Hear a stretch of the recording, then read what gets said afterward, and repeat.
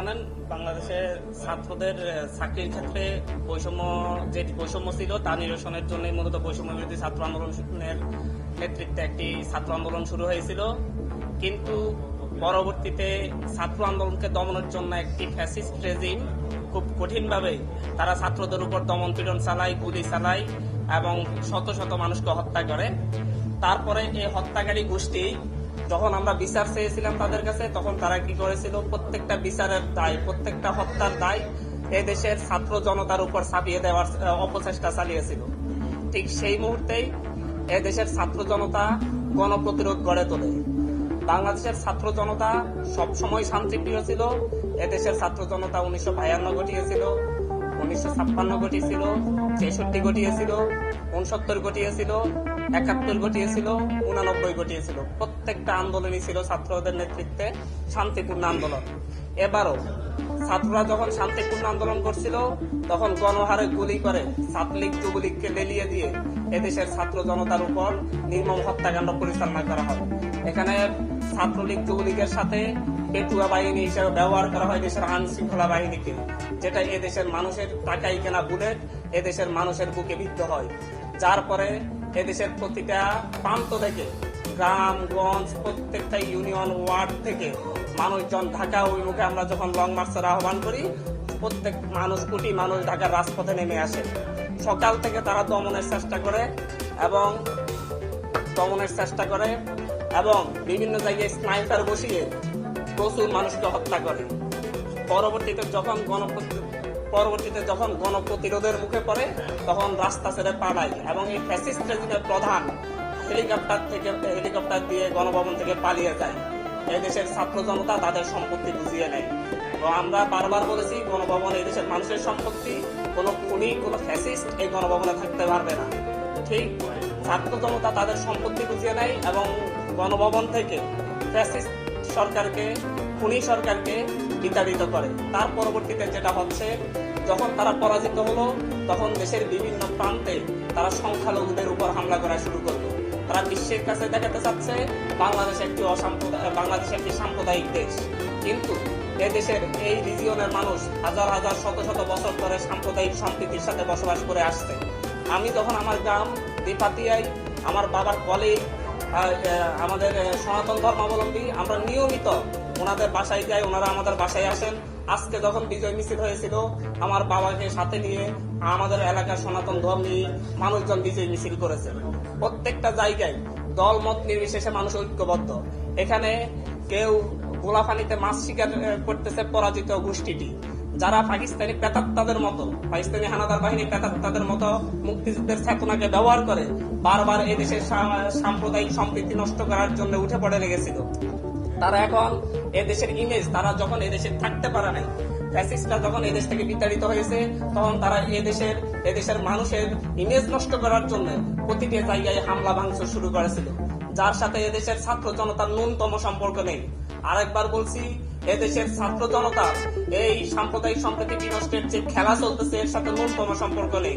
বাংলাদেশের ছাত্র জনতা শান্তিপূর্ণভাবে বিজয় উদযাপন করছে এবং তারা প্রতিটি জায়গায় সকল ধর্মবর্ণের মানুষকে নিরাপত্তা দেওয়ার জন্য তাদেরকে আমরা প্রত্যেকটা জায়গায় অবস্থান নেওয়ার জন্য আহ্বান করছি, যাতে এই পরাজিত শক্তিটি আরেকবার এই দেশের মানুষের উপর নির্মম নির্যাতন চালাতে না পারে।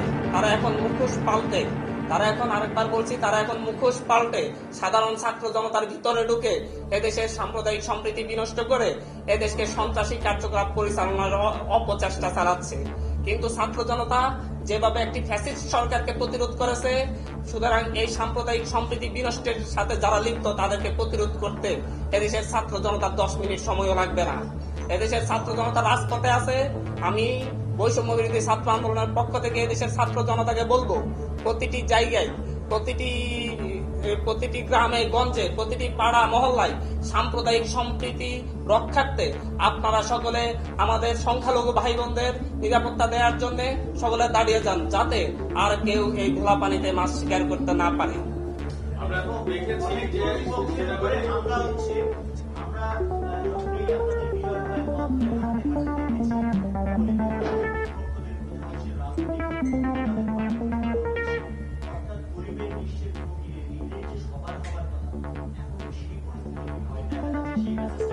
আমি আপনার কথার সাথে দ্বিমত পোষণ করছি। এদেশে কোনো প্রতিপক্ষের উপর বৈষম্য বিরোধী ছাত্র আন্দোলন বা হচ্ছে এদেশের ছাত্র জনতা কোনো প্রতিপক্ষের উপর হামলা করেনি, তারা প্রতিরোধ করেছে সন্ত্রাসীদেরকে। আপনারা যারা দেখেছেন যে হচ্ছে পথে প্রান্তরে গুলি নিয়ে, পিস্তল নিয়ে, লাঠিসোঁটা নিয়ে, রামদা নিয়ে যারা ছাত্র জনতার উপর হামলা করেছিল তাদেরকে প্রত্যেকটা জায়গা থেকে তারা প্রতিরোধ করেছিল, তারা আশ্রয় নিয়েছিল। গতকালকে আপনারা দেখেছেন ধানমন্ডিতে এই ফ্যাসিস্ট সরকারের শেখ হাসিনার কার্যালয়ে যে তারা অবস্থান নিয়ে কিভাবে ধানমন্ডি জিগাতলায় কিভাবে প্রচুর শিক্ষার্থীকে হত্যা করেছে, সেখানে তারা প্রতিরোধ করেছে। যত জায়গায় এই ফ্যাসিস্ট সরকারের সন্ত্রাসী বাহিনী যত জায়গায় শিক্ষার্থীদের হামলা করেছে, জাস্ট এদেশের ছাত্র জনতা তাদেরকে প্রতিরোধ করেছে।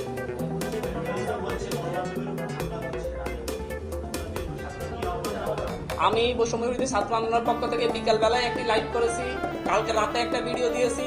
আমি সকলকে বলেছি, আমরা সবাইকে বলেছি যে হচ্ছে গণমাধ্যমের কর্মীরা আমাদের বন্ধু, গণমাধ্যমের উপর কোথাও হামলা নয়, গণমাধ্যম আমাদের তথ্যগুলো তুলে ধরছেন। তবে একটা বিষয় আমি পরিষ্কার করতে চাই, গণমাধ্যম এর উচ্চ পর্যায়ের যারা আছে, যারা বিভিন্ন চেয়ারম্যান ছিল বা ইয়া ছিল গণমাধ্যমের, তারা বারবার এই ফ্যাসিস্ট রেজিমের পক্ষ নিয়েছিল, যার কারণে হয়তো তারা ক্ষুব্ধ হয়েছিল। কিন্তু আমরা বারবার বলেছি এই মাঠ পর্যায়ে যারা কাজ করতেছে এবং গণমাধ্যমের যে অফিসগুলো, এটা কারো একক মালিকানাধীন নয়, এটা আমাদের রাষ্ট্রের সম্পত্তি। এই রাষ্ট্রীয় সম্পত্তিকে রক্ষা করতে হবে এবং এই দেশের গণমাধ্যম কর্মীরা যারা মাঠ পর্যায়ে কাজ করে তারা আমাদের সাথে অত্যন্ত আন্তরিক এবং তারা আমাদের প্রত্যেকের নিরাপত্তা, তারা আমাদের প্রত্যেকের নিউজগুলো অত্যন্ত আন্তরিকতার সাথে কাভার করে। সেই ক্ষেত্রে আমরা সকলকে বলেছি কোনো গণমাধ্যম অফিসে হামলা নয়, কোনো গণমাধ্যম কর্মীর উপর হামলা নয়, তাদের নিরাপত্তা নিশ্চিত আমরা ছাত্র জনতাই করব। এবং এখান থেকেও বলছি বাংলাদেশে এখন এই মুহূর্তের পর থেকে আর কোথাও কোনো আগুন জ্বলবে না, আর কোথাও কারো উপর হামলা হবে না, আর কাউকে কোনো আমাদের কোনো প্রতিশোধ নেই। আমরা সকলকে ক্ষমা করে দিলাম, সাধারণ ক্ষমা ঘোষণা করা হলো এবং পরবর্তীতে যারা হত্যাযজ্ঞের সাথে জড়িত ছিল তাদেরকে আইনের আওতায় দ্রুত বিচার আদালত প্রতিষ্ঠা করে, দ্রুত বিচার ট্রাইব্যুনাল প্রতিষ্ঠা করে তাদের বিচার করার ব্যবস্থা আমাদের ইন্টেরিয়র গভর্নমেন্ট যেটা হবে সেটাকে করবে। সেনাপ্রধান আজকে তার বক্তব্যে বলেছেন যে সরকারের পতনের পরে যারা মাঠে এসেছে, রাস্তায় এসেছে, তাদেরকে আইন শৃঙ্খলা পরিস্থিতি বজায় রেখে আমরা এই বিষয়ে আমরা এই প্রেস ব্রিফিংটা করছি বাংলাদেশের বিভিন্ন জায়গায় হামলার ব্যাপারে, প্রতিপক্ষের উপর বা সাম্প্রদায়িকদের উপরে, সাম্প্রদায়িক সম্প্রীতি বিনষ্টের ব্যাপারে যে হামলা সেটা নিয়ে আমরা পরবর্তীতে আমাদের আলোচনা চলছে। আমরা সেনাপ্রধান এবং হচ্ছে রাষ্ট্রীয় আগামী গভর্নমেন্ট প্রতিষ্ঠা নিয়ে কিরকম সরকার আসবে সেটা নিয়ে আমরা অতি দ্রুতই আরেকটা ব্রিফ করবো।